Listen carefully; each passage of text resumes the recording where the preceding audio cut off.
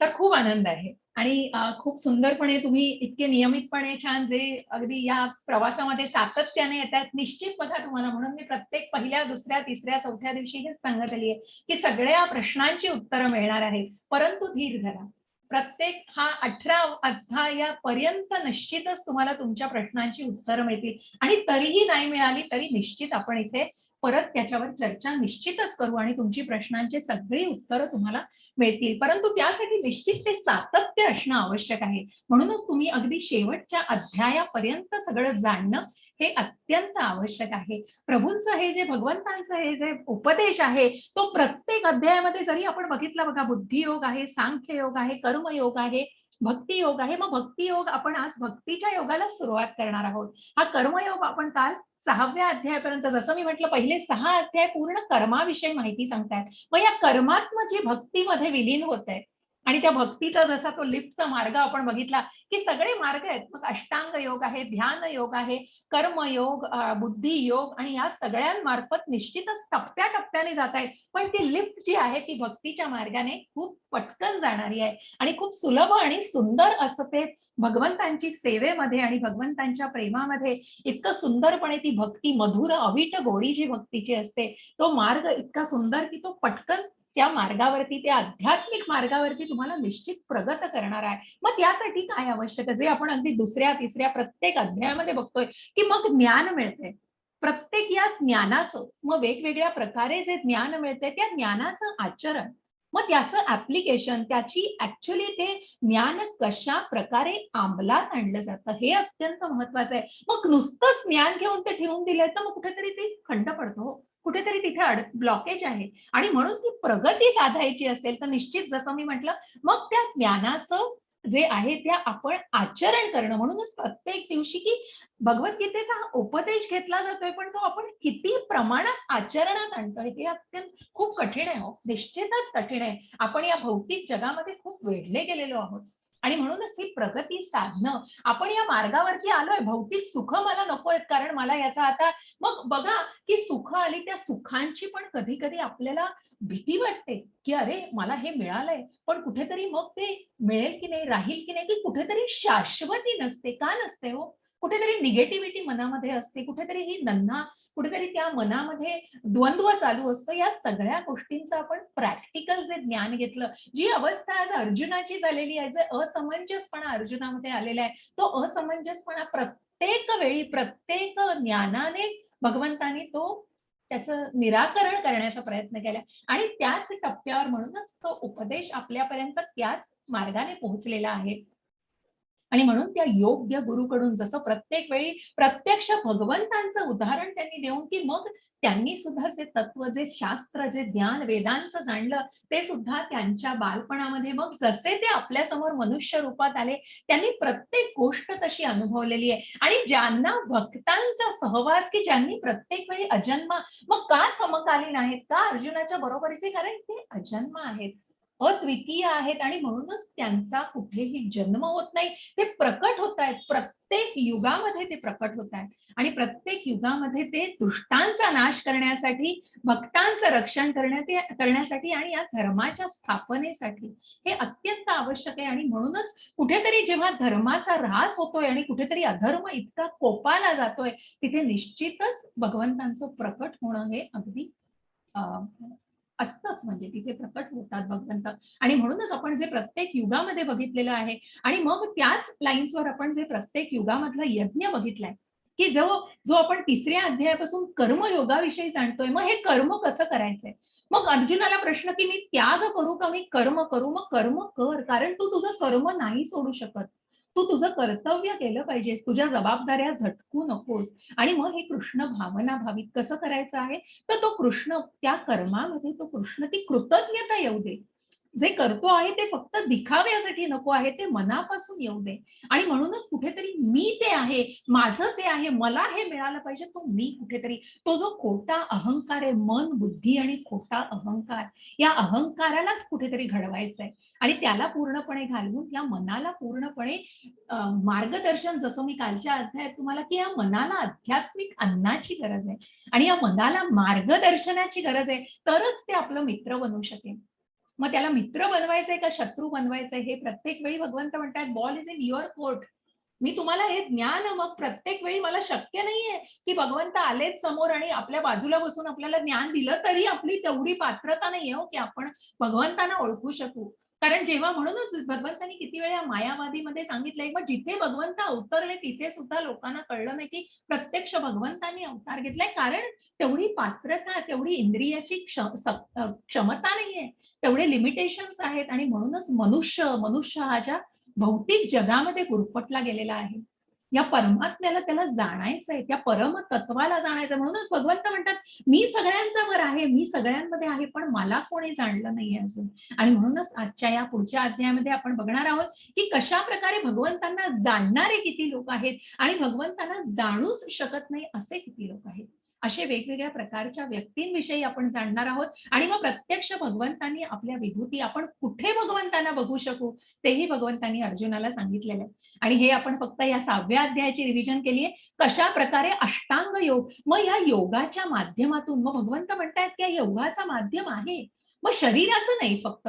मग जो योग आपण बघितला की फक्त शरीराचे व्यायाम करून कुठेतरी ते प्राणायाम करून आणि अर्धवट गोष्टी करून फक्त त्या भौतिक जगातनं आपल्याला खूप चांगले प्रकारे जगायचंय एवढाच उद्दिष्ट नकोय.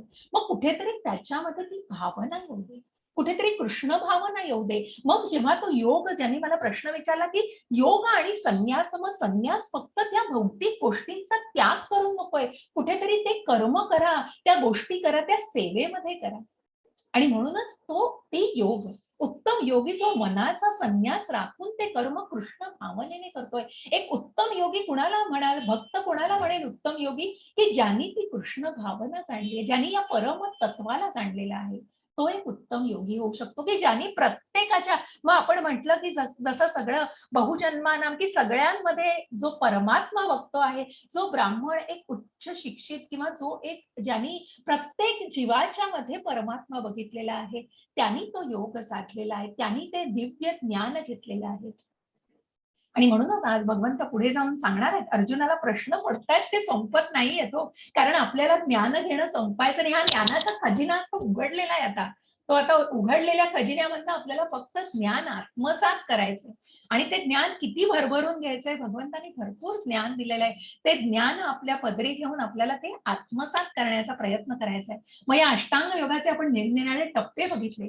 यम, नियम, प्रत्याहार, आसन, की कशा प्रकारे आसन असावं, कशा प्रकारे मग प्राणायाम साधावा, या प्राणाचा आयाम, मग या मनाला, या श्वासोश्वासाला कसं केंद्रित करावं, त्याच्यानंतर मग कशा प्रकारे पुढच्या या टप्प्यांवरून ध्यान समाधीपर्यंत पोहोचावं. आणि मग ही समाधीस्थ अवस्था की तू पूर्णपणे तुझं लक्ष माझ्यावर केंद्रित कर. आणि मग हे कधी शक्य होतं, ज्या सत्य युगामध्ये, की जिथे लाखो वर्ष लोक जगायची, त्या परिस्थितीमध्ये, त्या पवित्र अशा वातावरणामध्ये कितीतरी वर्ष लोक ध्यान, जे आपण बघितलं की अक्षरशः त्या फासळ्या दिसतायत, की मग इतकं ते ध्यान, इतकं ते स्वतःला तल्लीन होऊन की परमेश्वराच्या समाधी अवस्थेमध्ये त्या जायचं, परमेश्वराच्या त्या योगामध्ये आणि त्या टप्प्यावर जायचं भक्तीच्या, की जिथे समाधीस्थ अवस्था घेतली. आणि मग म्हणूनच अशा प्रकारे मनाला, मग या मनाला कशा प्रकारे आपल्याला मार्गदर्शन करायचंय, त्याला मित्र आहे का शत्रू आहे. कारण अर्जुन म्हणतोय की मी वाऱ्याला आवरू शकतो पण मी माझ्या मनाला आवरू शकत नाही. इतकं चंचल आहे हो ते मन, इतकं धावतंय. एका आपल्याला पुढच्या अध्यायांमध्ये पण बघायचंय, खूप सुंदर असं वर्णन दिलंय मनाचं. कसं ते एका माकडासारखं आहे हो आपलं मन. माकड आहे, माकड. माकड जसं एका फांद्यांवरून दुसऱ्या फांद्यांवर उड्या मारत असतं ना, तसं हे माकडाचं मन आहे आपलं. आणि म्हणून त्याला कुठेतरी आवर घालायचंय, त्याला कुठेतरी मार्गदर्शन द्यायचंय, हे खूप महत्वाचं आहे. आणि मग अर्जुनाला प्रश्न पुन्हा विचारला की या मनाला मी आवर घालणं, तू मला म्हणालास की मी मनाला परिश्रमाने, आणि मी प्रयत्न केला, मी प्रयत्नपूर्वक निश्चितच हे साधू शकतो. म्हणून भगवंत म्हणाले कठीण आहे पण अशक्य नाही. तू निरंतर अभ्यास आणि हे निश्चित साधू शकतोस. तू तुझ्या मनाला संयमित करू शकतोस, पण हे तुझ्यावर आहे. तुला काय करायचंय? तुला हा आध्यात्मिक मार्ग घ्यायचा आहे का तुला त्या भौतिक युगामध्येच गुरफटून राहायचंय? आणि मग अर्जुन म्हणतोय की ज्यांनी प्रयत्न केलाय, जे प्रयत्न करतायत या योग माध्यमाद्वारे आणि या योगाद्वारे भगवंतांना जाणण्याचा, जे या टप्प्यावर आलेत पण ते पूर्ण करू शकले नाही, त्यांचं काय होतं भगवंता? मग त्यांचंही नुकसान नाही होत. त्यांनाही पुढचा जन्म त्यांनी 40% तिथे संपवलं असेल त्यांचं भक्ती सेवा आणि त्यांचं जे आध्यात्मिक कर्म, तर मग ते पुढच्या जन्मी 41व्या टक्क्यापासून सुरू करू शकतात. कारण ते एका उच्च कुलात जन्म घेतात. एका श्रीमंत घराण्यात जन्म घेऊ शकतात. एका भक्ती मार्गाच्या एका आध्यात्मिक कुटुंबात जन्म घेऊ शकतात. जे खूप दुर्मिळ आहे. परंतु निश्चित त्यांना एका सद्भावनेने भरलेल्या अशा चांगल्या कुटुंबात, उच्च कुटुंबामध्ये जन्म मिळतो. त्यांचं नुकसान होत नाही कुठे, की जेणेकरून त्यांचं कर्म ते पुढे कंटिन्यू करू शकतात. पुढे ते चालू ठेवू शकतात. आणि म्हणूनच त्या प्रकारे आपण जे म्हणतो, की ही कर्माची गुंतागुंत आपण खूप जाणली आहे. वेगवेगळ्या कथांमधूनही जाणली 1-2 कथा ज्या मी, की मग हे कर्म कसं जाणायचं. आता नृगराजाची गोष्ट, की जो सकाम कर्मामध्ये कुठेतरी कर्मकांडात अडकलेला आहे, त्यांनी कुठेतरी कर्मयोगाला साधायचं. कारण मग त्याचं जे फळ आहे ते नकळत का होईना पण भोगायला लागतं. आणि म्हणून ही कर्माची गुंतागुंत नीट जाणून घ्यायची आहे. जो ही जाणून घेतो तोच या भौतिक जगामध्ये मग कुठेतरी परत येत नाही. कारण ती जी सात्विकता आहे ती कुठेतरी अकर्माकडे जाते. ती कुठेतरी फक्त स्वतःच्या सुखाला, इंद्रिय विषयांमध्ये अडकून राहत नाही. कारण ते दिव्य तो जाणतोय, ते ज्ञान तो आत्मसात करण्याचा प्रयत्न करतोय. आणि म्हणून या अयशस्वी योगींचं म्हणजे फलगू वैराग्याबद्दल पण मी बोलले, की जे नुसता त्याग करून उपयोग नाहीये, ते कर्म करा. कर्माला टाळू नका. कुठलीही एक्सक्यूज देऊन, की मला आता संन्यास घ्यायचा आहे, कारण मला आता आध्यात्मिक मार्गावर जायचंय. मी एक मोठे अभ्यास करणार आहे. मग मोठमोठा अभ्यास करायला तुमची कर्म, तुमचं जर जबाबदाऱ्या तुम्ही घेतलेल्या असतील, त्या टाळू नका. त्यांना पूर्ण करून ती योग्य भावनेने करून तुम्ही निश्चितच भक्तीचा मार्ग अवलंबू शकता. आध्यात्मिक मार्ग निश्चित साधू शकता. भौतिक जगात राहूनही या फळांना जरी तुम्ही अपेक्षा केली नाही तरी त्याचं सेवन करू शकता. कारण मनातली भावना महत्वाची. आणि म्हणूनच असा हा सर्वोच्च योगी, ज्याच्याबद्दल भगवंताने मग हा योगी, की जो हे सगळं जाणतो, तत्वज्ञान जाणतो, त्याच्याविषयी आपण शेवटी शेवटी जाणलेलं आहे. आणि त्याच लाईन्सवर आपल्याला पुढे आज जाणायचे, की मग या भक्ती सेवेमध्ये, मग या भक्ती मार्गामध्ये असं काय आहे? कशा प्रकारे हे साधायचे आणि कशा प्रकारे हा योगी साधू शकतो, हे भगवंत अर्जुनाला म्हणतात, तच्छृणु, तू ऐक मी काय सांगतोय ते. अर्जुनाचा प्रश्न संपलेला नाहीये. आणि म्हणून अर्जुन पुढच्या ह्याच्यात विचारतोय, की कृष्णाबद्दलच्या ज्ञानाचा महिमा विचारलाय. मग पहिल्या श्लोकामध्ये अर्जुनाने खूप सुंदर असं ते श्लोक आहे. मला तो श्लोक आवडतो आणि मी तुम्हाला खूप बऱ्याच कमी श्लोकांची सुरुवात भगवंतांच्या उपदेशाने झालेली आहे. आणि अर्जुनाला जे प्रश्न पडत आहेत ते अर्जुन उवाचच्या प्रश्नाने पडलेली आहे. पण भगवंत आता त्याच आधारावर उत्तर देत आहेत, की हा ज्ञानाचा महिमा. मग हे सगळं ज्ञान घेऊन संन्यास, जेव्हा मनाचा संन्यास साधून हा योगी कशा प्रकारे पुढे जाऊ शकतो, हे आपल्याला जाणायचंय. आणि मग कृष्ण भगवंत म्हणतात, की माझ्या कुठल्या कुठल्या शक्तींचं ज्ञान मी तुला देऊ शकतो, कुठल्या कुठे मला तू पाहू शकतोस, हे भगवंत स्वतःच्या विभूती त्यांनी 10व्या अध्यायात पण दिल्या आणि इथेही त्यांचं वर्णन आहे. मग कशा प्रकारे भगवंतांना शरण जाणाऱ्या किती व्यक्ती आहेत, की ज्या 4 प्रकारच्या व्यक्ती भगवंतांना शरण जाऊ शकतात आणि ज्या जाऊ शकतच नाहीत, कारण त्यांना भगवंतांचं अस्तित्वच माहिती नाही. ज्यांना ज्ञानाचा पत्ताच नाहीये, पूर्ण अज्ञानात, अंधकारामध्ये जे जगतायत. आणि मग देवपूजा, युक्तिवाद या देवपूजांवर जे देवी-देवतांच्या पूजा केल्या जातात, त्या कशाप्रकारे त्याच्यावर दृढ विश्वास, कशाप्रकारे भगवंतांनी त्याहीवर युक्तिवाद सांगितलेला आहे, ते जाणायचंय. आणि मग या भ्रमातून भक्तीकडे कसा, हा मार्ग भक्तीकडे कसा जातोय, मग अगदी कशाप्रकारे भगवंतांचं स्मरण करायचं, की मृत्यूच्या वेळी सुद्धा भगवंतांचं हे स्मरण आपण करू शकू.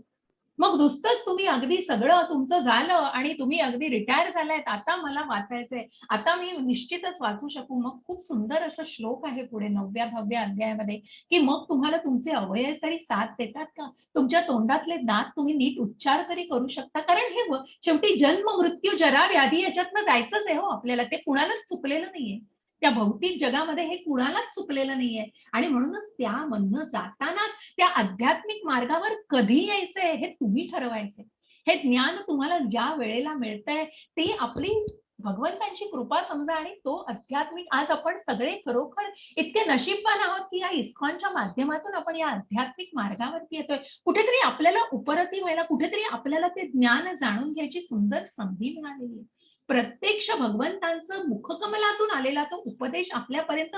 म्हणून मी काल कुणाला परवा सांगितलं की इतर कुठली पुस्तकं नाही, खूप काही काही लिहून ठेवले, जशी आहे तशी याचं काय कारण आहे, का तेवढं महत्व आहे. प्रभुपादांनी इतकं सुंदर त्याचं तात्पर्य आणि अनुवाद, कारण कुठेही काही काय म्हणतात ना, आपल्या मनातले विचार नाही लिहिले, जे आहे ते भगवंतांनी जे सांगितलंय ते पूर्णपणे उतरवलेलं आहे त्या श्लोकांच्या माध्यमातून. आणि तो अनुवाद अगदी पुरेपूर शब्द शब्द तो जसाच्या तसा आणलाय, कारण ते कुठेतरी गुरु परंपरेतनं आलेली भगवद्गीता आहे. त्याला कुठेतरी ते महत्व आहे. कुठेही साखळी न तुटता ती परंपरा तशीच राखत ते गुरुच्या मार्फत प्रत्येक या शिष्यांपर्यंत पोहोचलंय. जसं आपण त्याचा इतिहासही सुद्धा जाणलेला होता की ज्या कुठेतरी ती साखळी आधी तुटलेली, चौथ्या अध्यायात आपण जे बघितलेलं, जे कुठेतरी विवस्वान, मनु आणि इक्ष्वाकू कडून खंडित, त्याच्यानंतर खंडित झाल्यामुळे ती आता पुन्हा 5,500 वर्षापूर्वी भगवंतांकडून द्वापार युगामध्ये अर्जुनाला सांगितलेली भगवद्गीता मात्र जशीच्या तशी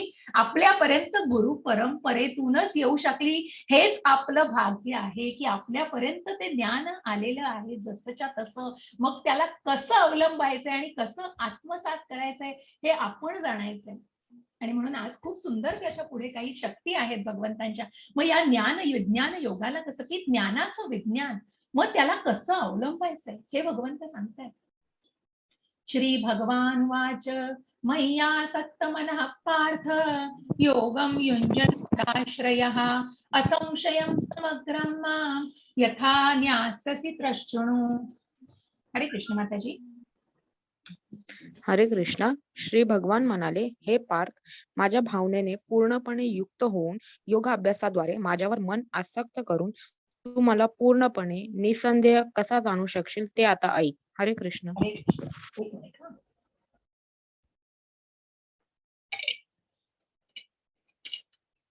मग हा योग साधायचा.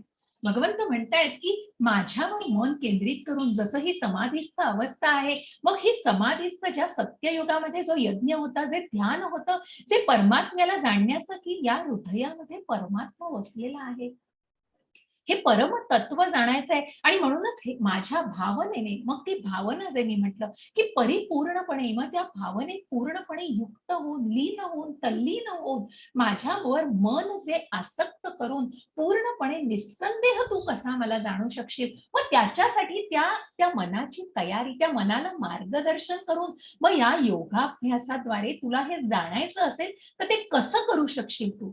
मग हाच भक्तीचा मार्गावरती पुढे आता भगवंत सांगतायत की मग हा अष्टांग योग करणं, हे मेडिटेशन, हे ध्यान करणं या भौतिक युगामध्ये खूप कठीण आहे. जसं मी म्हटलं, म्हणून भौतिक युगाचा हा मंत्र आहे की नामजप. मग या जपाने सुद्धा तुम्ही कशा प्रकारे भगवंतांनाच जाणू शकता, कारण कलियुगाचा यज्ञच हा आहे. आणि म्हणून फक्त शारीरिक योगामार्फत तुम्ही नाही, मनाची तुम्ही कुठेतरी धारणा करू शकाल, पण तिथे कुठेतरी कृष्ण भावना पाहिजे. आणि म्हणून तू कशा प्रकारे मला जाणू शकशील या सगळ्या अभ्यासाद्वारे, हे आता तू ऐक. आणि म्हणून तत् शृणू, भगवंत अर्जुनाला म्हणतात ते पुढे ऐक. मग हे कुठलं ज्ञान देणार आहे. हरे कृष्ण माताजी. स्लाइड दिसतीये का माझी. हरे कृष्ण.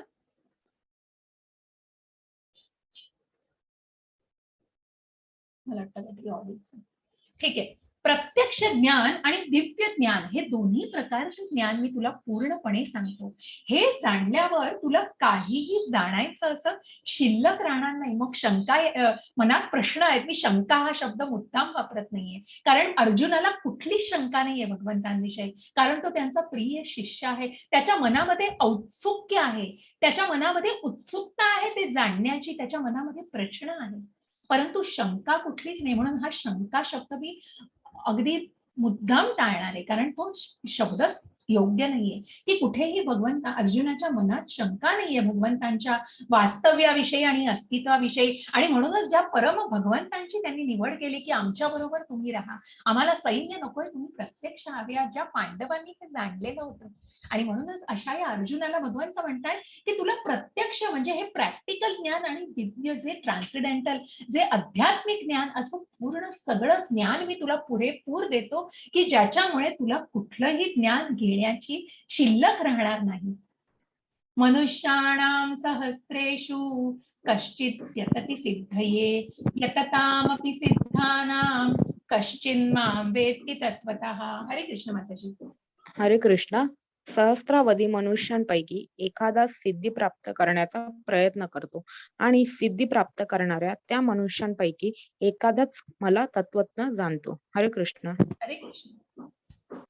मग अशा या मार्गावरती खूप जण प्रयत्न करतात. जसं हे इथे चित्र तुम्हाला दिसतंय, खूप असंख्य लाखो करोडो लोक मॅरेथॉनची स्पर्धा अगदी पळण्यासाठी रजिस्टर करतात आणि ते रजिस्टर केल्यानंतर पळतातही. असंख्य लोक पळतात, परंतु त्याच्यापैकी किती जण शेवटी जातात हो? मग बरीच जण थकतात, दमतात, पडतात किंवा ज्यांना ताकद राहत नाही. पण त्यातला असा एकच असतो की जो शेवटपर्यंत, आणि म्हणूनच सहस्त्रावधी मनुष्यांपैकी एखादाच सिद्धी प्राप्त करण्याचा प्रयत्न करतो आणि सिद्धी प्राप्त करणाऱ्या त्या मनुष्यांपैकी एखादाच मला तत्वतः जाणू शकतो. ते परमतत्व ज्या भगवंतांचं शुद्ध भक्ताचं जे आहे, जे लक्षण सांगितलं की त्या परमतत्वाला जो जाणतो. आणि म्हणूनच अशा या मिलियन्स बिलियन्स लोकांमध्ये मॅरेथॉन जिंकणारे असे फक्त शेवटी जाणारे एकमेवच व्यक्ती असते, एकच जिंकू शकतो. जातात 4-5 जण अगदी शेवटच्या टप्प्यापर्यंत जातात, पण ती दुर्मिळ व्यक्ती एकच असते जी पूर्ण स्पर्धा,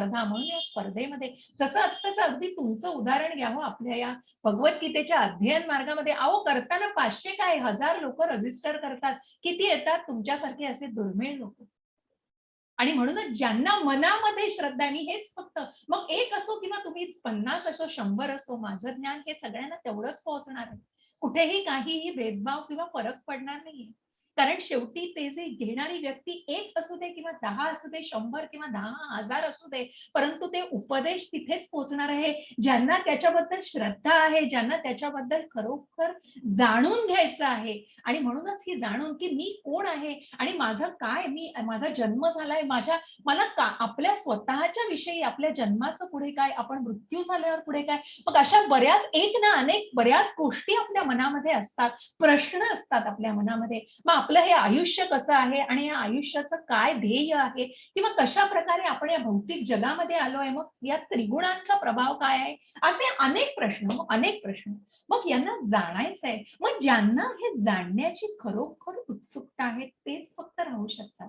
म्हणून मी त्या दिवशी पण सांगितलं की मनातले प्रश्न आहेत, पण मी असं नाही सांगू शकणार. मी तुम्हाला त्या अध्यायात जे त्या अनुसरून आहेत तेच मी तुम्हाला त्या दिवशी सांगेन. म्हणून जाणून घ्यायचा प्रयत्न करा. धावू नका पुढे. पेशन्स ठेवला पाहिजे, तेवढा धीर ठेवला पाहिजे. निश्चित प्रश्नांची उत्तर आहेत आणि म्हणूनच यावरनंच जाणायचंय की तो एक दुर्मिळ अशा एकच व्यक्ती आहे. मग या मॅरेथॉनमध्ये धावणाऱ्यांपैकी जसं एक कोणीतरी शेवटच्या टप्प्यांपर्यंत जातो, तसा मला जाणणारी व्यक्ती ही फक्त तत्वतः जाणणारी व्यक्ती ही फक्त एकच असू शकते. भूमिरापो नलो वायुः खं मनो बुद्धिरेव च अहंकारम् इति इयं मे जिह्वा प्रकृतिरष्टधा. हरे कृष्ण माता. हरे कृष्ण. पृथ्वी, पाणी, अग्नी, वायू, आकाश, मन, बुद्धी आणि अहंकार या 8 माझ्या भिन्न प्राकृतिक शक्ती आहेत. हरे कृष्ण. हरे कृष्ण. मग आता आपल्याला भगवंतांच्या शक्ती जाणून घ्यायच्या आहेत. जसं मी म्हटलं की पुढे जाऊन आपल्याला परा, अपरा आणि भगवंतांची अंतरंग शक्ती, बहिरंग शक्ती आणि एक मार्जिनल, म्हणजे कुठेतरी आपण म्हणतो ना त्याला पूर्ण शब्द की मार्जिनल एनर्जी असं म्हटलं जातं त्याला, की कुठेतरी एका टप्प्यावरती, एका टोकावर, मधल्या भागावरची ती एनर्जी, मधली एनर्जी, आणि म्हणूनच मधली शक्ती ती असते. परा अपराच्या मध्ये कुठेतरी त्या शक्तींना जाणून घ्यायचंय. या अंतरंग शक्ती ही भगवंतांची आध्यात्मिक शक्ती आहे. बहिरंग ही जी बनलेली आहे. आणि म्हणूनच भगवंतांच्या या ज्या भौतिक प्रकृतीची भगवंतांनी निर्मिती केली आहे, ज्याच्यामध्ये जीवाची पण निर्मिती केली आहे, त्या भगवंतांच्या या सगळ्या शक्ती आहेत की ज्यांनी आपण बनलेलो पृथ्वी, पाणी, अग्नी, वायू आणि आकाश हे जे पंचतत्व आहेत आणि त्याच्याबरोबर जे अंतरंगिक मन आपलं तयार झालंय, मन, बुद्धी आणि अहंकार, ही 8 तत्व आणि या 8 प्रकृती. मग तुम्ही इथे खूप सुंदर अशी आकृती आहे की या भगवंतांच्या बघा की पृथ्वी, पाणी, अग्नी, वायू आणि आकाश या सगळ्यांनी कसं भगवंतांचं शरीरामध्ये या गोष्टी आपल्याला, की या शक्तींचा जो भगवंतांमध्ये वास आहे की त्यांच्यापासूनच या शक्तींची निर्मिती झालेली आहे. मग ही अंतरंगक शक्ती, पराशक्ती आपल्याला जाणून घ्यायची, जी भगवंतांची आध्यात्मिक शक्ती आहे, जी अपराशक्ती, जी ही भौतिक शक्ती आहे, ज्याची निर्मिती भगवंतांनी या मायेच्या जी महामाया आणि या मायेची निर्मिती सुद्धा भगवंतांनीच केली आहे. आणि मग जी मार्जिनल जी एका लाईनवरची जी मधली एनर्जी आहे, जी मधली शक्ती आहे भगवंतांची, ती जीव.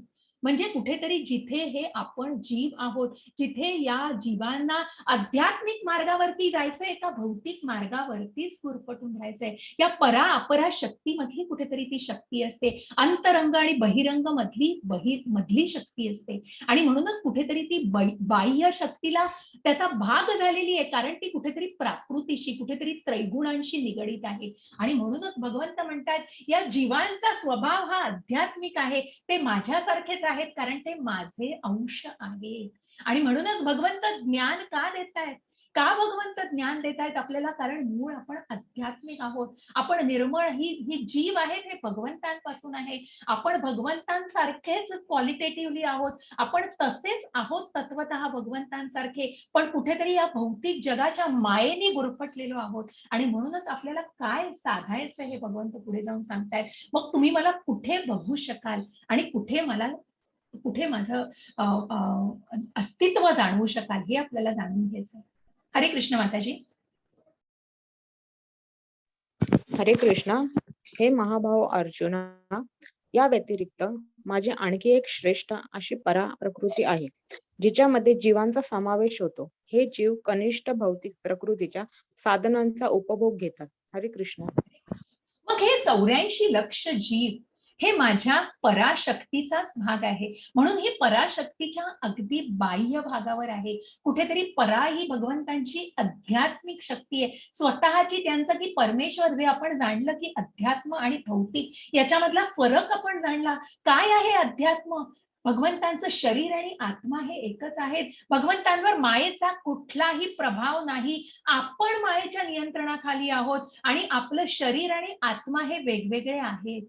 हा फरक आहे अध्यात्म आणि भौतिक जगामध्ये. आणि म्हणूनच ही प्रकृती सुद्धा भगवंतांपासूनच आहे. या शक्ती या भगवंतांचाच भाग आहे. ही माया ही भगवंतांनीच बनवलेली आहे. भगवंतांची अपराशक्ती आहे ती. आणि पराशक्ती ही भगवंतांची आध्यात्मिक शक्ती आहे. आणि याच्या कुठेतरी बाह्य भागावरती हे जीव आहे. आणि मग या जीवांना जाणायचंय की या आध्यात्मिक शक्तीला तुम्हाला जाणून घ्यायचंय, का तुम्हाला या अपराशक्तीच्या भौतिक गोष्टींमध्येच गुरफटून राहायचंय?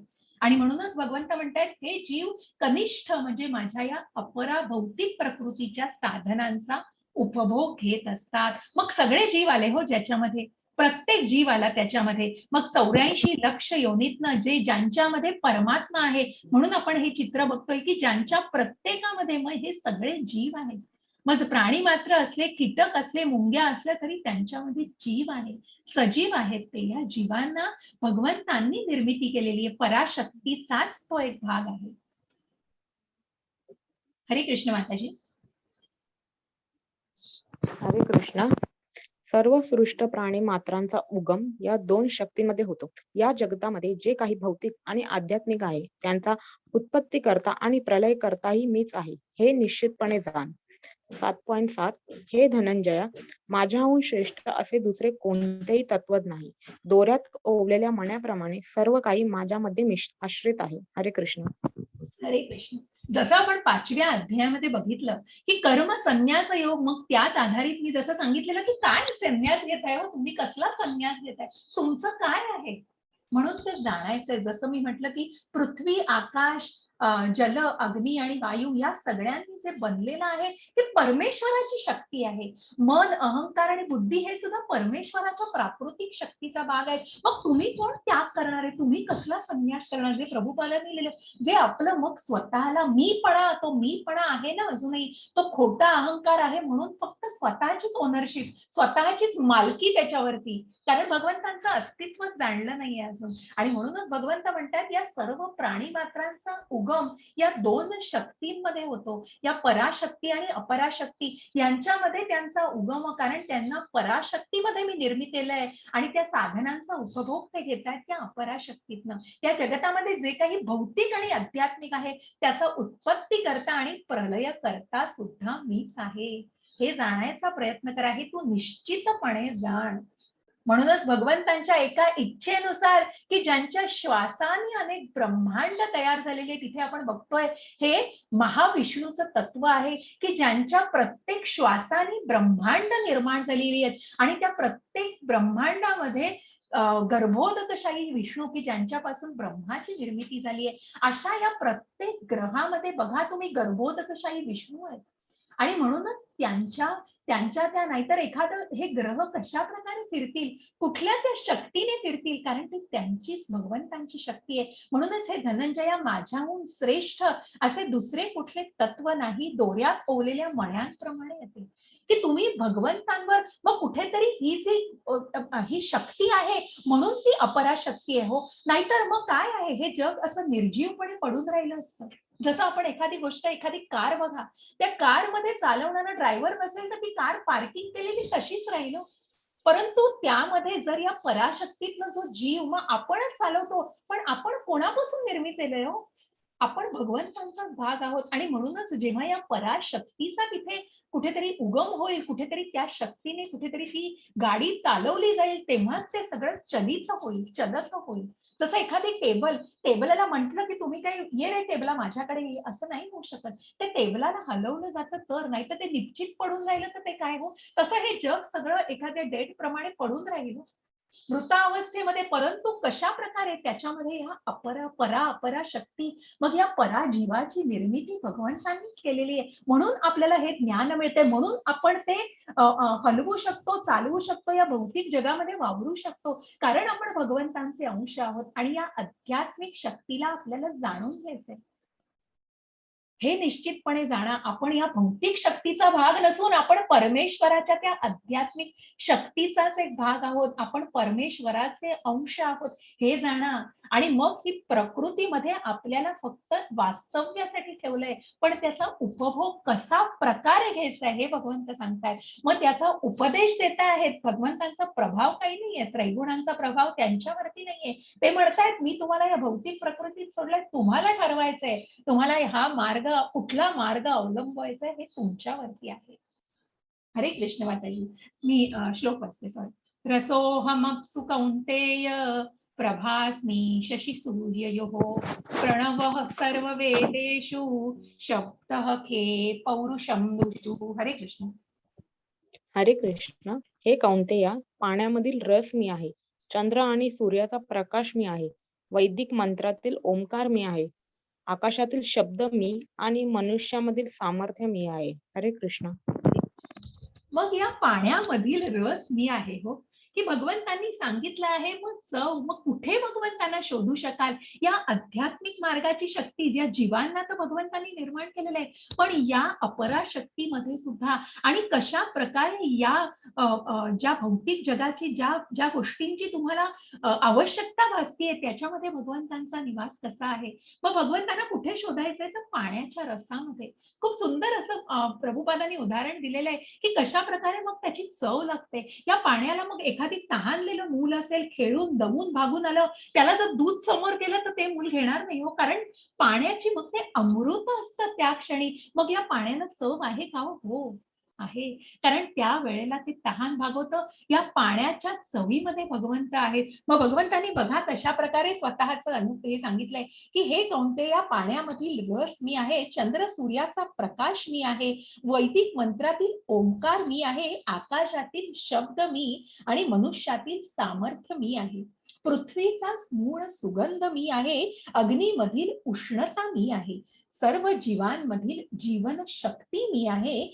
आणि सर्व तपस्यांचं तप मी आहे हे पार्था अस्तित्वामधील सर्व वस्तूंचे बीज बुद्धिमानांची बुद्धी आणि सर्व शक्तिमानांची शक्ती मी असल्याचे तू जाण बलवानांचे बल मी आहे जे काम तसेच आसक्ती रहित असते आणि हे भरत श्रेष्ठ अर्जुना धर्म तत्वाविरुद्ध नसणारा कामही मीच आहे कशा प्रकारे मग भगवंत कशा प्रकारे या सगळ्या गोष्टींमध्ये उपस्थित आहेत आणि भगवंतांचं अस्तित्व प्रत्यक्ष भगवंतांनी सांगितलेलं आहे की ज्याच्या विरुद्ध भगवंत नाहीयेत कुठल्याही तत्वाच्या विरुद्ध नाहीयेत परंतु ज्यामध्ये भगवंतांचं वास्तव्य आपण कशा प्रकारे शोधू शकू मग या सगळ्या गोष्टींमध्ये भगवंत आहे मग याच्यावर जशा प्रकारे भगवंतांनी या भौतिक प्रकृतीमध्ये आपण म्हणालो आपण या मायेच्या जालाखाली आहोत, जे हे चित्र आपल्याला दिसतं, हे चित्र मला नेहमी तुम्हाला दाखवी कशा प्रकारे मायेचं नियंत्रण, मग काम, क्रोध, लोभ, वासना, ज्या गोष्टीची आपण बघितलं की सर्वात मोठा शत्रू कोण आहे, तर वासना, काम वासना, लोभ, क्रोध, कशा प्रकारे या गोष्टींचं वास्तव्य आहे या भौतिक जगात. हरे कृष्ण माताजी. हरे कृष्ण. सात्विक, राजसिक आणि तामसिक हे सर्व भाव माझ्या शक्तीनेच अभिव्यक्त होतात. एका दृष्टीने मी सर्व काही आहे, परंतु मी स्वतंत्र आहे. मी प्राकृतिक गुणांच्या अधीन नाही, उलट तेच माझ्या अधीन आहेत. 7.13 त्रिगुणांनी सात्विक, राजसिक आणि तामसिक मोहित झाल्यामुळे हे संपूर्ण जगत त्रिगुणातीत आणि अविनाशी हे माझे स्वरूप जाणीत नाही. हरे कृष्ण. हरे कृष्ण. आणि म्हणूनच जे मी म्हटलं की या त्रिगुणांचा, मग या भौतिक जगामध्ये आपल्याला या पुढे 13-14व्या अध्यायापासून ज्याच्यामध्ये ज्ञान योग आहे, कुठेतरी भक्तीच्या मार्गावरून आपण पुढे ज्ञान हे भक्तीचंच ज्ञान कशा प्रकारे आपण अजून जाणणार आहोत. मग या त्रिगुणांचा प्रभाव, की मग प्रत्येक जण दान तप कशा प्रकारे, कारण मग त्याच्यामध्ये कुठेतरी मनुष्याची सात्विकता, राजसिकता आणि तामसिकता याचा पूर्णपणे प्रभाव असतो, जो भगवंतांच्याच शक्तीचा भाग आहे, भगवंतांच्याच अभिव्यक्त शक्ती आहेत, कुठेतरी ते अभिसूची आहे, भगवंतांच्याच शक्तीचा हा भाग आहे भौतिक प्रकृतीतले हे त्रिगुण सुद्धा.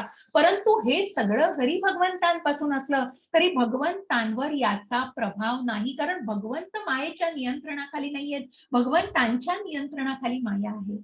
आणि म्हणून ही महामाया आहे, भगवंत जे आहे ती योग माया आहे, जे कृष्णाचा भावना, म्हणून आपल्याला या योग मायेमध्ये राहायचंय का या महामायेच्या अस्तित्वात राहायचंय. म्हणून या त्रिगुणांनी मोहित झाल्यामुळे, या त्रिगुणांच्या मोहामुळे, जसं आपण त्या दिवशी बघितलं की सर्वात मोठा शत्रू हा वासना, कशा प्रकारे आरशावरची धूळ, गर्भावरचं जे वारी, गर्भ कशा प्रकारे वेष्टिलेला असतो वारीनी, आणि ज्याप्रमाणे ती वार असते त्या, आणि ज्याप्रमाणे अग्नीला धुराने वेष्टिलेलं असतं, त्याप्रमाणे हे सगळं भौतिक जगामध्ये आपल्याला वेष्टिलेलं आहे कुठेतरी या मायेने.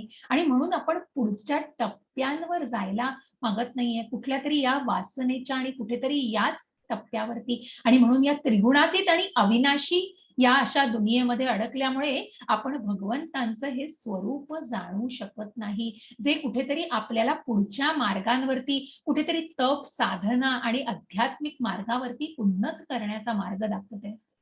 दैवी एषा गुणमयी मम माया दुरत्यया मामेव ये प्रपद्यन्ते मायामेतां तरन्ति ते. हरे कृष्ण माताजी.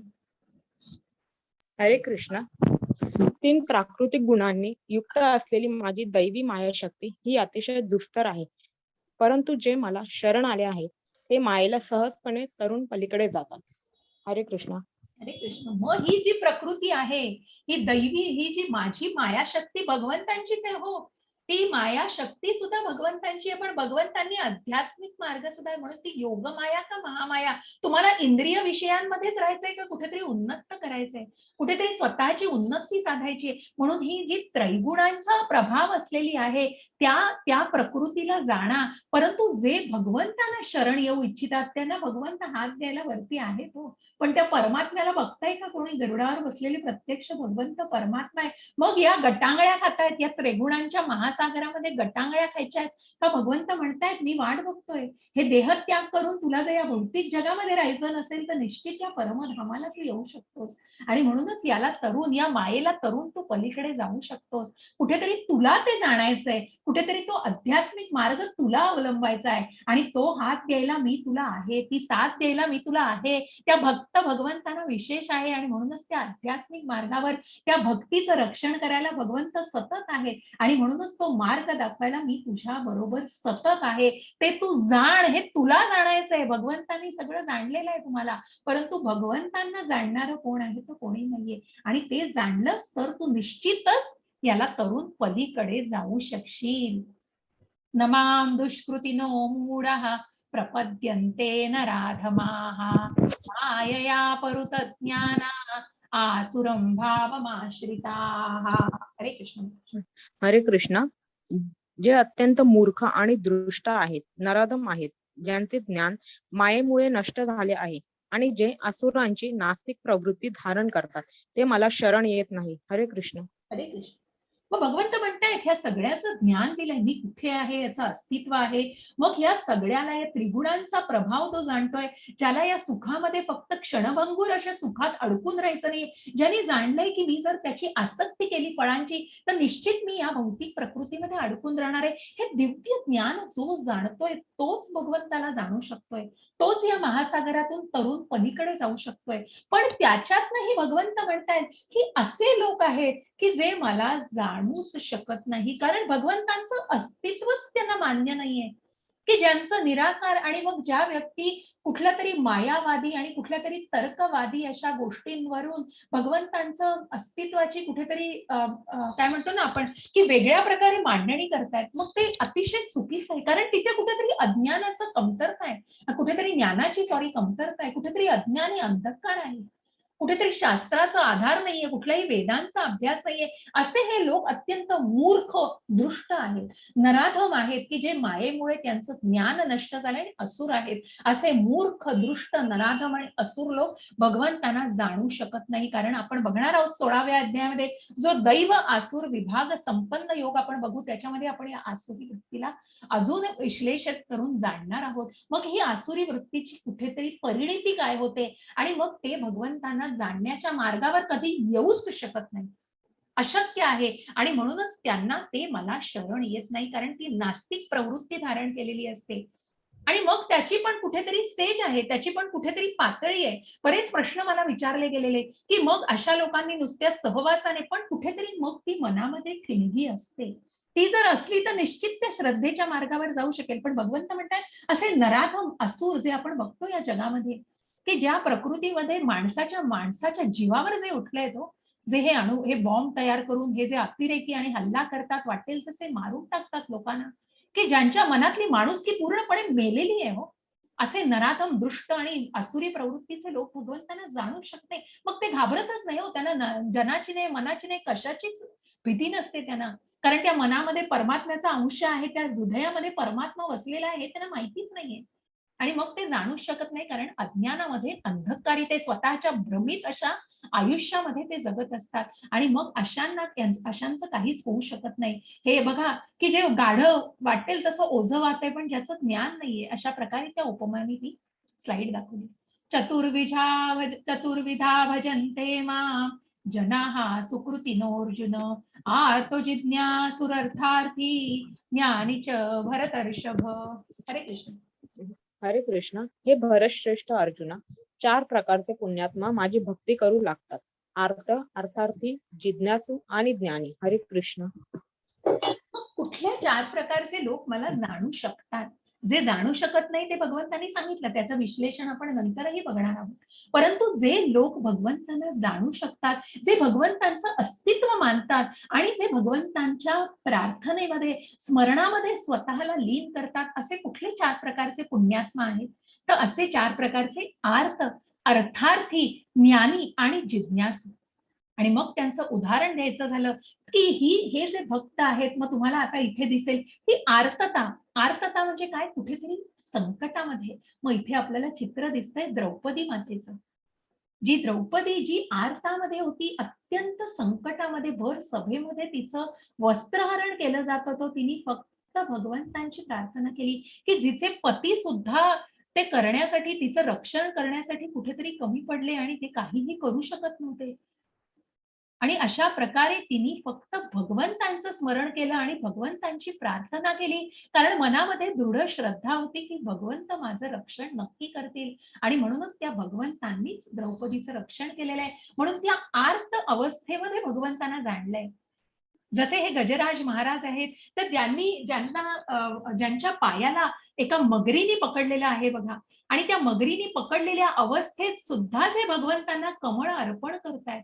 कारण कुठेतरी मनातली जी भावना होती, ही खूप सुंदर गोष्ट आहे. मी सांगते तुम्हाला, या या सगळ्या गोष्टींवर आधारित आहे. पण आता कुठेतरी फक्त या आर्ताविषयी आपल्याला जाणून घ्यायचंय, की या संकटाच्या काळामध्ये भगवंतांचं स्मरण केलं, तरी ते भगवंतांच्या श्रद्धेमध्ये कसे दृढ होऊ शकतात. म्हणजे त्याचं कारण जरी हे असलं, कुठेतरी अर्थार्थी म्हणजे धन पाहिजे आहे, ज्ञानी म्हणजे ज्ञान संपादन करायचंय, आणि जिज्ञासू की भगवंतांचं ऍब्सोल्यूट म्हणजे हे काय आहे सर्वोच्च नियंत्रक हे जाणून घ्यायचंय.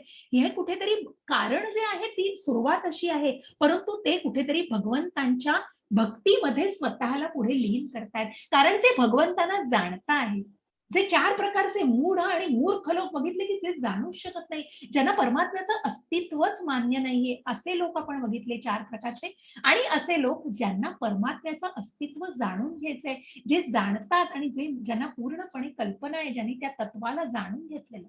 आणि अर्थार्थी कोण हो? मग ते ध्रुव महाराज, मग सुग्रीव महाराज ज्यांना राज्याची अपेक्षा, ज्या त्रेतायुगामध्ये प्रभू रामचंद्रांचं त्यांनी स्मरण केलं, कारण सुग्रीव त्यांचा भाऊ वाली, त्यांनी त्याच्या बायकोला पळवलेलं, त्यांचं राज्य घेतलेलं, म्हणून त्यांनी प्रभू रामचंद्रांचं स्मरण करून त्या प्रभूची प्रार्थना केली. तेव्हा त्यांनी भगवंतांनीच त्यांना आधार दिला. परंतु का आधार दिला? कारण कुठेतरी भगवंतांचे सेवक होते. कुठेतरी मनामधली श्रद्धा भगवंतांना जाणलेलं. त्याच ध्रुव महाराजांनी कुठेतरी ज्यांना त्यांच्या सावत्र आईने त्यांच्या वडिलांच्या मांडीवरून ढकलून दिलं, की तू यांच्या मांडीवर बसू शकत नाही, तुला अधिकार नाहीये. मग तो आईकडे जाऊन विचारतो, "आई मला सुद्धा वडिलांजवळ बसायचंय, मला सुद्धा वडिलांचं राज्य हवंय, अधिकार हवा आहे." मग आई म्हणते, "तू जाऊन कृष्णाला प्रश्न विचार हा." वय वर्ष किती हो त्यांचं 5-6 वर्षाचं वय ध्रुव महाराजांचं. आणि त्या आईने सांगितल्यावर जे निघाले आणि जंगलात जाऊन कृष्णाला शोधायला लागले. ज्यांना नारद मुनींनी ज्ञान दिलेलं आहे आणि नारद मुनींनी उपदेश दिलाय. त्या नारद मुनीच्या उपदेशातनं ओम नमो भगवते वासुदेवाय नमः म्हणून त्यांनी जे तप केलं, अनेक हजारो वर्ष तप, अनेक अनेक वर्ष मला वाटतं अनेक वर्ष तप केलं आणि त्या अनेक त्यांच्या तपस्येनंतर ध्रुव महाराजांना प्रत्यक्ष भगवंतांनी दर्शन दिलेलं आहे. आणि त्या दर्शनाने काय तर बस मला दुसरं काहीही नको. मग त्या ध्रुव महाराजांना त्यांना ध्रुव लोकामध्ये स्थान दिलं गेलं. कारण मग कुठलंही अर्थार्थी नव्हतं, कुठलंही धन नको मला, आता तुझं तुझं दर्शन झालं याच्या व्यतिरिक्त मला काही नको भगवंता. कारण मग कुठेतरी मार्ग तो होता, कारण ते होतं, परंतु ते लीन कुठे होत होतं? भक्तीमध्ये होत होतं. भगवंतांच्या भक्तीत होत होता तो मार्ग. आणि त्याच प्रकारे जिज्ञासू, मग ज्या जिज्ञासू जे परीक्षित महाराज आपल्याला दिसतायत, ज्या परीक्षित महाराजांना कुठेतरी शाप मिळालेला होता, की ज्या ब्राह्मणाने त्यांना शाप दिलेला, त्यांनी एका ब्राह्मणाच्या गळ्यामध्ये सर्प घातला जे ध्यानात बसलेले असताना.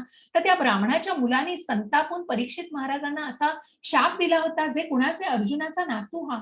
आणि जो आपल्याला माहिती आहे, की हे परीक्षित महाराज, तर ज्यांना ज्यांना परीक्षित महाराजांना ज्ञान पाहिजे होतं, अभिमन्यूचा मुलगा, आणि ज्यांना हे ज्ञान हवं होतं, की मग भगवंत कुठे आहेत? नाहीतर ज्यांना तो शाप मिळाला, की या 7 दिवसामध्ये ज्यांनी साप टाकला त्या ब्राह्मणाच्या गळ्यामध्ये, त्या मुलाने त्यांना शाप दिला, की तुम्ही 7 दिवसामध्ये मृत्यू पावणार आहात.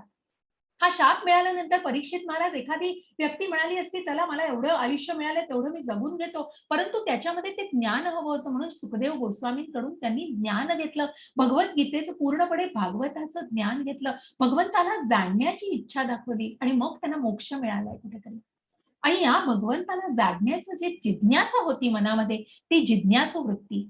आणि मग ज्या सुखदेव गोस्वामींनी, ज्यांची खूप सुंदर पुढे कथा आहे, त्या सुखदेव गोस्वामींनी काय केलं, तर त्यांनी आईच्या पोटामध्ये 16 वर्ष होते हे बघा.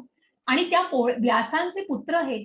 आणि इतकं या भौतिक जगाचं आणि इतकं बाहेर येण्याचं त्यांना भय होतं, की मी जर या बाहेरच्या वातावरणामध्ये कुठेतरी भरकटलो गेलो, तर मला या जगात जन्मच घ्यायचा नाहीये. अशा या शुकदेव गोस्वामींना परमेश्वराने कुठेतरी सांगितलं, की "तू काळजी करू नकोस, मी तुझं रक्षण करेन. तू बाहेर ये." कारण त्या आईला यातना आता सहन होत नव्हत्या. आणि म्हणून ते व्यासांचे पुत्र शुकदेव गोस्वामी, की ज्यांना कुठेतरी भगवंताला जाणायचं होतं, ते पळत सुटले जन्म घेतल्यानंतर. आणि इतके पळत-पळत कुठेतरी, की आई-वडिलांना बघण्याची सुद्धा किंवा आई-वडिलांना आपण दर्शन द्यावं असं सुद्धा नाही, तर त्या भागवताच्या कथा ज्यांनी ऐकल्या, नारद मुनींकडनं पोटामध्ये असताना आईकडून ज्या भागवताच्या कथा ऐकल्या, त्यांनी भगवंत काय आहेत हे जाणायचं इतकं मनामध्ये जिज्ञासा आणि ती औत्सुक्य होतं. आणि त्याच गोष्टींनी त्यांनी पुढे भगवंताला जाणण्याचा प्रयत्न केला. त्या भागवताचं पूर्णपणे कथन केलं आणि ते ज्ञान परीक्षित महाराजांना दिले. असे हे अर्थार्थी ज्ञानी जिज्ञासू लोक, की जे भगवंतांच्या श्रद्धेमध्ये असतात आणि जे भगवंतांना जाणतात. जरी ते कारण असं असलं, तरी निश्चितच तो मार्ग आहे, तो भक्तीचा मार्ग आहे, तो भक्ती सेवेचा मार्ग आहे. हरे कृष्ण माताजी. हरे कृष्णा. यापैकी जो पूर्ण ज्ञानात आहे आणि जो सदैव शुद्ध भक्तीत भक्ती सेवेत मग्न असतो तो श्रेष्ठ, कारण मी त्याला खूप प्रिय आहे आणि तो मला प्रिय आहे. हरे कृष्ण. हरे कृष्ण. मग असा प्रिय असा भक्त भगवंतांना, म्हणून भगवंतांना भक्त विशेष आहे की ज्यांनी हे ज्ञान घेतलेले. मग याच्यातले अर्थार्थी आपण भौतिक जगामध्ये बघतो. मग मला इतकं धन मिळालं, आता भगवंत आठवतायत, थोडासा यज्ञ याग केले, भगवंतांना आठवलं, पुढे बघूया, परत काही त्रास झाला तर भगवंतांचं स्मरण करूया. असं आहे या ह्याच्यात, की मग जेव्हा फक्त तेवढी गरज पडेल तेवढं फक्त, जसं आपण लहान मुलांना म्हणतो, अरे काय आज पेपर आहे, तेवढ्या पुरतं फक्त भगवंतांना, देवाला नमस्कार करून जातेस, पण रोज देवासमोर 10 मिनिटं उभा राहून नामस्मरण कर.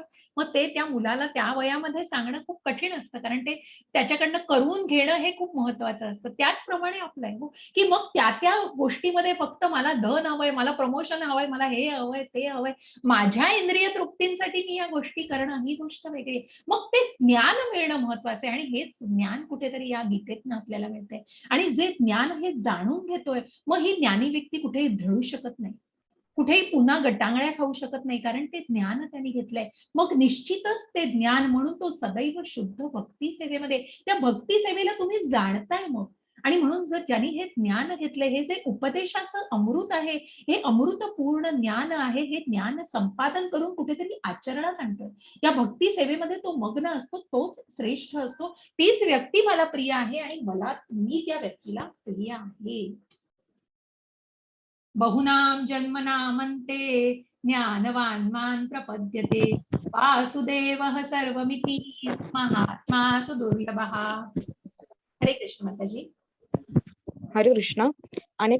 अनेकानेक जन्म आणि मृत्यूनंतर ज्याला वास्तविक ज्ञान होते, तो मी आणि अस्तित्वातील सर्व गोष्टींच्या कारणांचे परम कारण असल्याचे जाणून मला शरण येतो, असा महात्मा अत्यंत दुर्लभ असतो. हरे कृष्ण. हरे कृष्ण.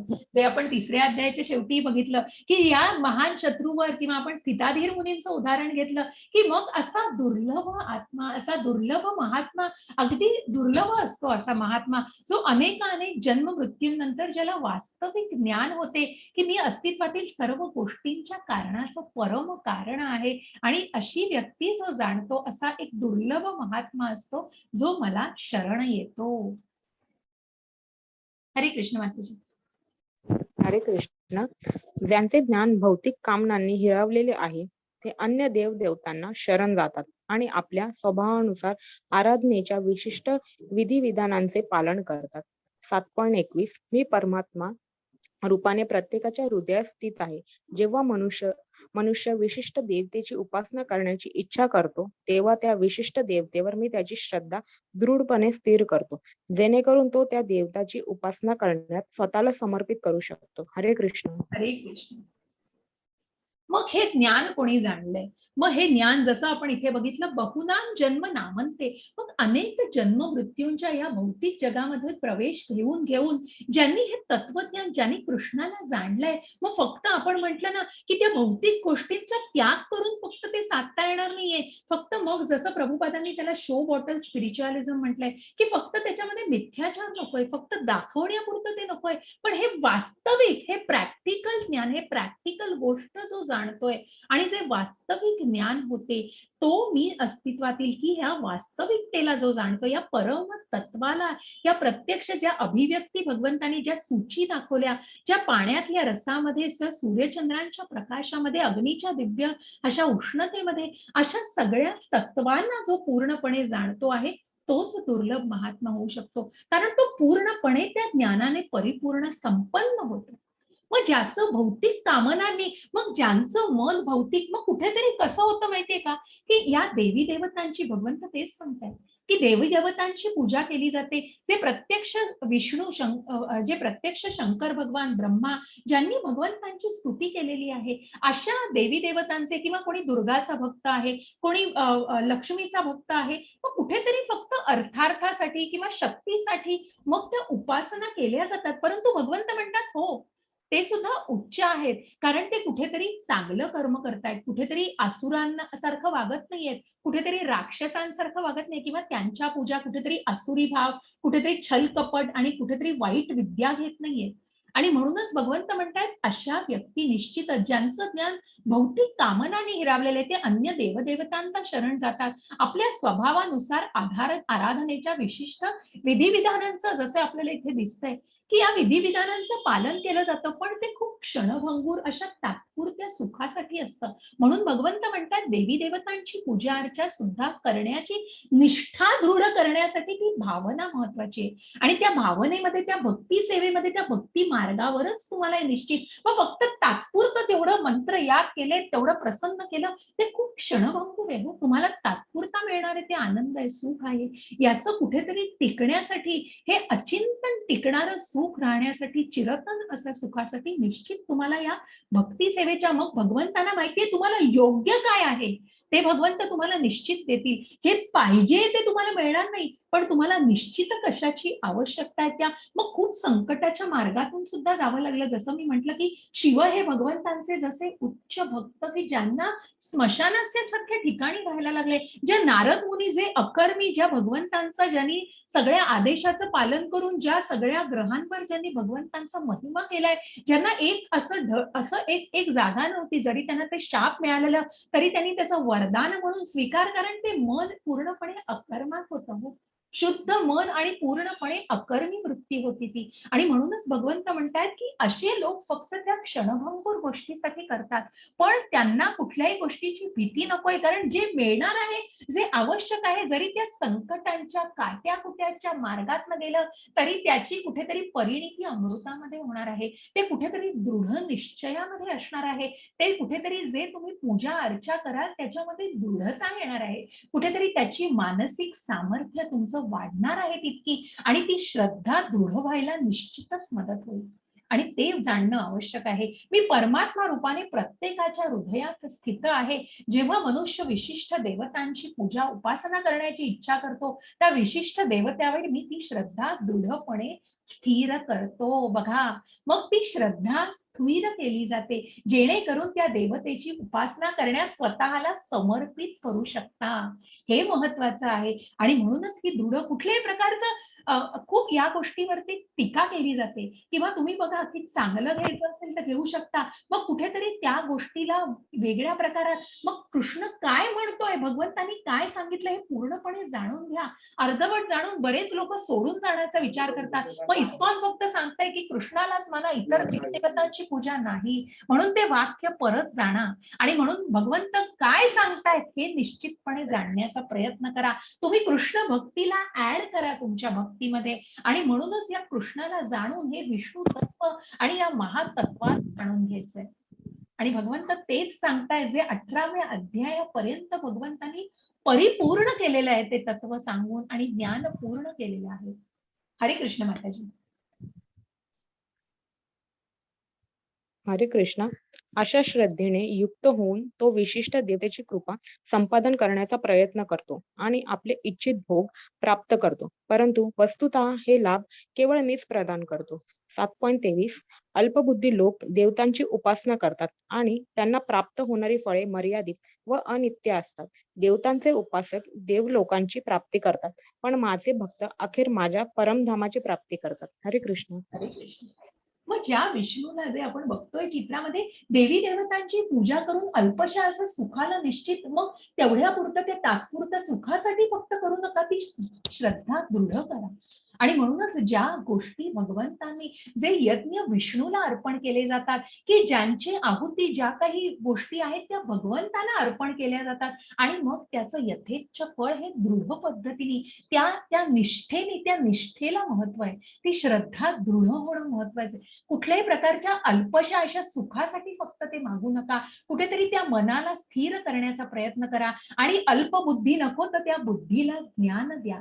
आणि मग या ज्ञानाला कुठेतरी जाणून घ्या जे भगवंत देतायत, आणि हा उपदेशाला कुठे जाणून घ्या. आणि या उपदेशाला पूर्णपणे जाणलं तरच तुम्ही भगवत धामाची प्राप्ती निश्चितपणे करू शकाल. नाहीतर मग पुण्यकर्म करून या स्वर्गलोकाची प्राप्ती होईल, परंतु कुठेतरी पुण्य क्षीण झाल्यावर पुन्हा या भौतिक लोकामध्ये, या मृत्यू लोकामध्येच पुन्हा जन्म मृत्यू जरा व्याधीच्या या महासागरामध्ये गटांगळ्या खायला लागतील. हरे कृष्ण माताजी. हरे कृष्णा. मला पूर्णपणे न जाणणाऱ्या अल्पबुद्धी लोकांना वाटते की मी म्हणजे पुरुषोत्तम भगवान श्रीकृष्ण पूर्वी निराकार होतो आणि आता व्यक्तित्व धारण केले आहे.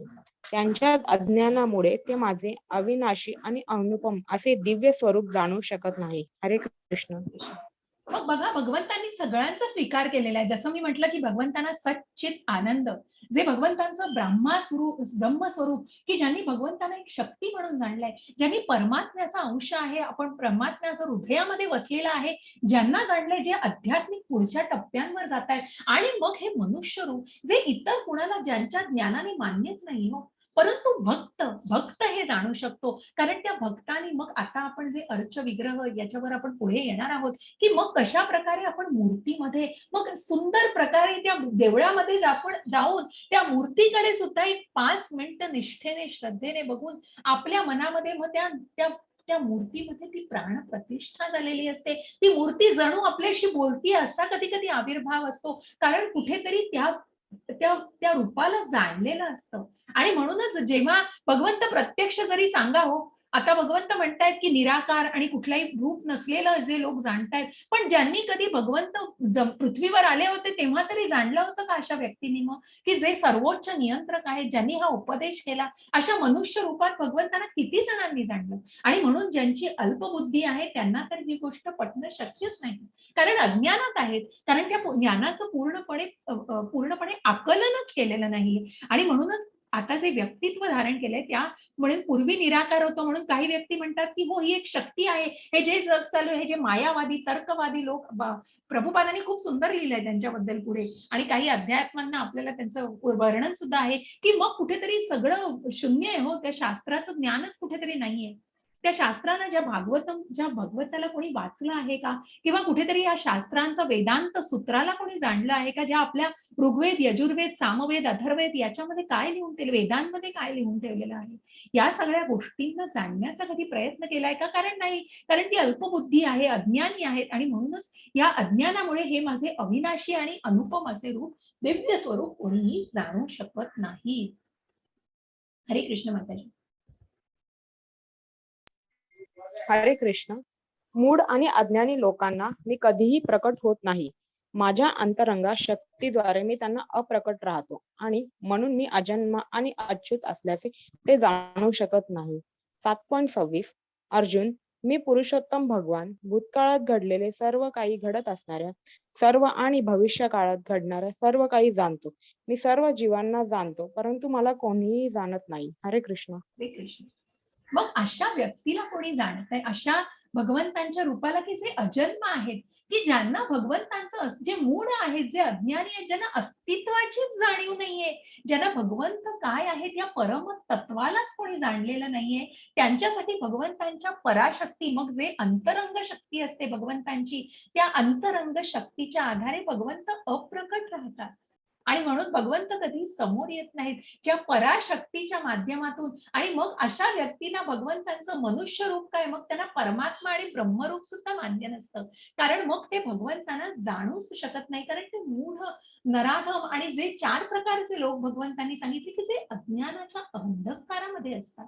आणि म्हणून भूतकाळामध्ये जे घडलेलं आहे किंवा जे घडत आहे वर्तमान काळात, त्याचा आपल्याला आता 11व्या अध्यायामध्ये आपण जेव्हा विश्वरूप बघू तेव्हा या वाक्याची परिणती पूर्ण येणार आहे तुम्हाला, की अगदी तंतोतंत कशा प्रकारे. आणि मग भविष्य काळात घडणारे मी सर्व जाणतो आणि मी सर्व जीवांना जाणतो, परंतु मला कोणीही जाणत नाही. मग ज्याचा आधार भगवंत आहे, ज्या माळेचा मी उल्लेख केला, ज्याचा आश्रय भगवंत आहे, ज्याच्या शिवाय हे जग चालूच शकत नाही, प्रकृती चालू शकत नाही, निराधार आहे या गोष्टींनी, हे ज्यांनी जाणलेलं आहे, हे भगवंतांना जो जाणतो तोच फक्त हे तत्व जाणू शकतो. पण भगवंत हेच खूप काय म्हणतो ना आपण, अगदी कुठल्याही गोष्टीचं दुर्दैवाने हे सांगावं लागतंय. परंतु भगवंत म्हणतायत, की हे भविष्य काळात, कारण कुठेतरी भौतिक त्या गोष्टीमध्ये अडकलेलं आहे. या जीवांनी अजून जाणलेलं नाहीये त्या तत्वाला. मग असा कोणीतरी फक्त दुर्लभ आत्माच असतो. तो दुर्लभ महात्माच असतो.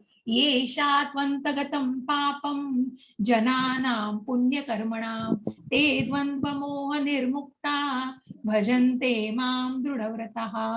हरे कृष्ण. हम्म. हरे कृष्णा. ज्यांनी या जन्मी आणि पूर्वजन्मी पुण्यकर्म केली आहेत आणि ज्यांची पापकर्मे पूर्णपणे नष्ट झाली आहेत, ते द्वंद्वरूपी मोहातून मुक्त होतात आणि दृढ निष्ठेने माझ्या सेवेमध्ये युक्त होतात. हरे कृष्ण. हरे कृष्ण. मग जसं मी म्हटलं तुम्हाला, की मग त्या नामस्मरणाने काल आपण जे जाणलं, की पूर्व ज्या काही पापकर्मांचा सुद्धा अभाव टाळता येतो आणि जो काही त्याच्यामुळे, की या जन्मी आणि पूर्वजन्मी पुण्य केलेली आहेत, ज्यांनी पुण्यकर्म केलेली आहेत, त्यांना तर निश्चितच त्या भक्ती सेवेमध्ये, कारण तो मार्ग अवलंबतात ते. आणि ज्यांची पापकर्म, की ज्यांनी जसं मी म्हटलं, की वाल्याचा वाल्मिकी झालेला आहे, तसं एक मोक्षारी ऋषींची मी तुम्हाला गोष्ट सांगेन, की या मोक्षारी ऋषींचा किती किती परिवर्तन झालं, मनपरिवर्तन आणि किती ट्रान्सफॉर्मेशन आपण जे म्हणतो ना, एकदम बदल होणं आणि तो बदल इतका, की ज्यांची जी काही पाप करण्याची वृत्ती असते ती पूर्णपणे नष्ट होऊन जे पुण्यकर्माच्या मार्गावर लागले, जे द्वंद्वरूपी मोहातून मुक्त होतात, की जे द्वंद्व मनामध्ये चाललेलं आहे त्या द्वंद्वातून, त्या मोहातून, त्या वासनेतून जे मुक्त होतात, ते दृढ निश्चयाने. मग अशा प्रकारची लोकच भगवंतांच्या त्या मार्गावरती, मग जे मूढ आहेत, अज्ञानी आहेत, परंतु ज्यांनी त्या गोष्टीचा अनुसरलेला आहे, त्या गोष्टींचा मार्ग अनुसरलेला आहे आणि त्याच्यातनं स्वतःला मुक्त करण्याचा ते प्रयत्न करता आहेत, ते निश्चितच दृढ श्रद्धेने, मग ती श्रद्धा महत्वाची आहे. त्या टप्प्यावरती स्वतःची उन्नती महत्वाची आहे आणि त्यासाठी मग साधू संघ, त्याच्यानंतर म्हणजे जे भक्तांचा संघ, भजन क्रिया, मग तुम्ही त्या मार्गावरती ज्ञान घेणं, त्या टप्प्यांवरती स्वतःची रुची आणि अनासक्ती, या भौतिक गोष्टींबद्दलची अनासक्ती आणि भगवंतांच्या बद्दलची आसक्ती आणि प्रेम आणि भाव तो मनामध्ये निर्माण करणं हे आवश्यक असतं आणि मग त्याच त्याच व्यक्ती फक्त भगवंतांच्या भक्तीमध्ये दृढ होऊ शकतात. ही खूप सुंदर गोष्ट मी 1-2 मिनिटं सांगते तुम्हाला. 12:30 वाजून गेले, पण मी एक 5 मिनिटं घेईन तुमचं, की आपला अध्याय संपत आलेला आहे. आणि मग हे मोक्षारी ऋषी, हे मोक्षारी म्हणून व्यक्ती ही अक्षरशः जसं वाल्या कोळी जसे वाटमारी करायचे, तसे हे मोक्षारी येणाऱ्या जाणाऱ्या प्राण्यांना अर्धवट मारायचे आणि त्या प्राण्यांना अर्धवट मारून त्याच्यातनं त्यांना एक प्रकारची आसुर्य असा आनंद मिळायचा. आणि काय आनंद मिळायचा, तर त्या प्राण्यांची कातडी काढायचे मग ते आणि त्या कातड्याचं मग त्यांना ते लेदर आणि त्याच्यापासून विकून ते त्यांच्या उपजीविका करायचे, त्यांच्या फॅमिलीची आणि त्यांच्या कुटुंबाची. मग अशाच या मोक्षारींना एकदा नारद मुनी त्या वाटेने चाललेले होते. नारद मुनी म्हणाले, "हे तू काय करतोयस? हे किती घृण आहे, हे किती घृण प्रकारचं कर्म करतोयस आणि हे घृणा आणणारं कर्म तुला पापकर्म आहे, हे तू का करतोयस? कारण हे माझ्या वडिलांनी केलंय." म्हणजे त्याच्या ज्ञानातनं एवढं जाणवलं, की त्याला तो चांगलं करतोय, वाईट करतोय हे माहितीच नव्हतं. तो अज्ञानात होता. आणि म्हणूनच त्यांना नारदांनी सांगितलं, "जर मी तुला सांगितलं काही तर तू ऐकशील माझं? हे तू वाईट काम करतो आहेस." पण तो म्हणतो, "मग माझ्या कुटुंबाला कोण हे करणार? उपजीविका कोण करणार? त्यांचं खायला-प्यायला कोण घालणार त्यांना? मी याच्यावरच तर माझी उपजीविका करतो." नारद मुनी म्हणतात, "मी तुला एक उत्तम मार्ग देतो. ते केलंस तर तू निश्चित हे काम सोडशील का?" तर मोक्षारी म्हणतात, "हो, ठीक आहे." मग नारद मुनी त्यांना मंत्र देतात, काही भक्ती सेवेचे मार्ग आणि त्यांना नामजप करायला सांगतात. आणि शहराच्या बाहेर खेड्याच्या बाहेर त्या एक अशी पर्णकुटी बांधून देतात आणि तिथे मोक्षारी आणि त्यांची पत्नी राहत असते आणि मग ते जपनाम करतात आणि काही दिवसांनी गावकऱ्यांना कळतं, की अरे, जे गावाबाहेर एक ऋषी आलेले आहेत ते कुठेतरी. मग ते त्या ऋषींना भेटण्यासाठी येतात. भेटायला येताना नुसत्या हाताने येत नाही. मग त्यांना भेटायला येताना भेटवस्तू, काही अन्नधान्य, त्यांना दीक्षा दान करतात. मग काय, मग मोक्षारींना सगळं मिळायला लागतं आणि इतकं दान मिळतं, की नारद मुनींनी सांगितलेलं असतं, याची सोय मी निश्चित करेन. आणि मग ते सत्संग इतका वाढवतात त्यांचा, की त्यांना भरपूर अन्न मिळायला लागतं, की मोक्षारींची पत्नी म्हणते, "अरे, आपल्याला तर आधी मिळायचं त्याच्यापेक्षाही खूप गोष्टी मिळतायत, खूप जास्त स्वरूपात मिळतंय. हे आपण सांगूया त्यांना." आणि मग ते त्यांचं वाटप करायला लागतात, अन्नदान करायला लागतात मोक्षारी, की त्यांना इतकं मिळतं. मग सत्संग इतका वाढवतात, की सगळ्या गावामध्ये भोजन करायला लागतात आणि महाप्रसाद द्यायला लागतात बघा.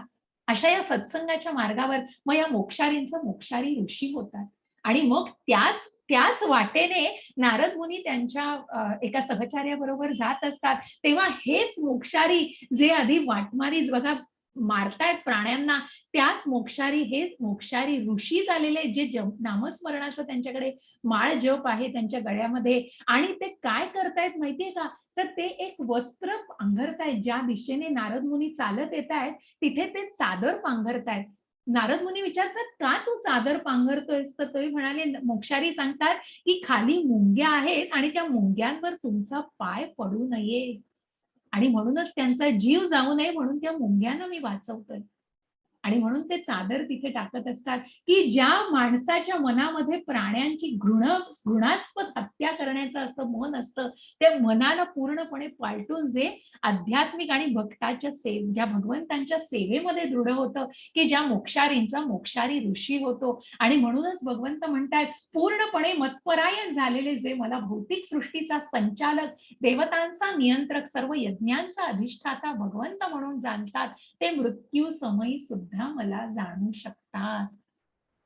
मग जे पूर्णपणे मतपरायण ज्यांनी हे तत्व जाणलेलं आहे, भगवंतांची ही भक्ती, ही दृढ श्रद्धा जाणलेली आहे, त्यांनी भौतिक सृष्टीचा या आध्यात्मिक आणि भौतिक सृष्टीचा संचालक, देवतांचा नियंत्रक, देवी देवतांची सुद्धा निर्मिती आणि सर्व यज्ञांचा अधिष्ठाता म्हणजे अधिदैव, की ज्या सगळ्यांची यज्ञाची आहुती ही भगवंतांना जाते, भगवंतांना अर्पण केली जाते. जे लाभ मिळतात ते भगवंतांपासून मिळतात. हे ज्यांनी जाणलं ते भगवंतांना मृत्यू समयी सुद्धा जाणू शकतात, की जे भगवंतांना मृत्यू समयी सुद्धा नामस्मरण करू शकतात. कारण ज्यांनी ते दृढ श्रद्धेने आयुष्यभर केलेलं आहे, तेच फक्त करू शकतात. म्हणून मी म्हटलं जसं, की मग फक्त म्हातारपण आलंय आणि आता मी बास काही करायचं नाही म्हणून मी आता करतो, तर नाही, तुम्ही तुमच्या जबाबदाऱ्या सकट मग तुम्ही या गोष्ट, की भगवंत म्हणत नाही, मी तुझी काळजी घेईन आणि तू फक्त नामस्मरण कर. नाही, तू तुझं कर्म जबाबदाऱ्या पण कर आणि म्हणूनच ते कुठेतरी ज्या प्रभुपादांच्या मनामध्ये वयाच्या 5व्या वर्षी हे बीज निर्माण झालं होतं.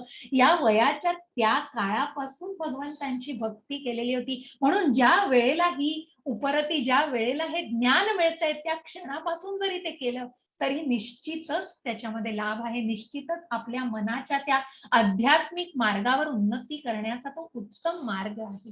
त्या मनाला आपण निश्चित मार्गदर्शन करू शकतो, ट्रेन करू शकतो आणि तेच आपल्याला निश्चित या आध्यात्मिक मार्गावरती जाणून घ्यायचंय. हरे कृष्ण असा आपण हा 7वा अध्याय संपवतोय इथेच. ज्यामध्ये आपण कृष्णाबद्दलचं ज्ञान जाणलंय, कुठे भगवंतांचं अस्तित्व आहे, कुठल्या 4 प्रकारच्या व्यक्ती भगवंतांना शरण जाऊ शकतात आणि कुठल्या जाऊ शकत नाहीत आणि ज्यांच्या देवपूजा, की ज्या भगवंतांच्या देवी-देवतांच्या पूजा सुद्धा भगवंतांना कशाप्रकारे अर्पिल्या जातात आणि त्याच्यातली दृढ श्रद्धा कशाप्रकारे स्थिरता आणायची त्याच्यामध्ये, हे भगवंतांच्या भक्तीमध्ये अशा या भक्तीच्या सुंदर मार्गाला आपण आज सुरुवात केलेली आहे. अशा या भक्ती मार्गावर आपल्याला आता अनेक गोष्टींना 12व्या अध्यायापर्यंत जाणून घ्यायचंय, ज्याच्यामध्ये आपण विश्वरूप दर्शनही भगवंतांचं बघणार आहोत. खूप सुंदर असे हे 10व्या अध्यायामध्ये एक चतुश्लोकी गीता, की ज्याच्यामध्ये सगळं सार भगवंतांनी, मग ही भगवंतांची पूजा खूप कठीण नाहीये, कशा प्रकारे भगवंतांना पूजलं जाऊ शकतं, हे सगळे आपण या 7व्या ते 12व्या अध्यायापर्यंत जाणून घेणार आहोत. हरे कृष्ण.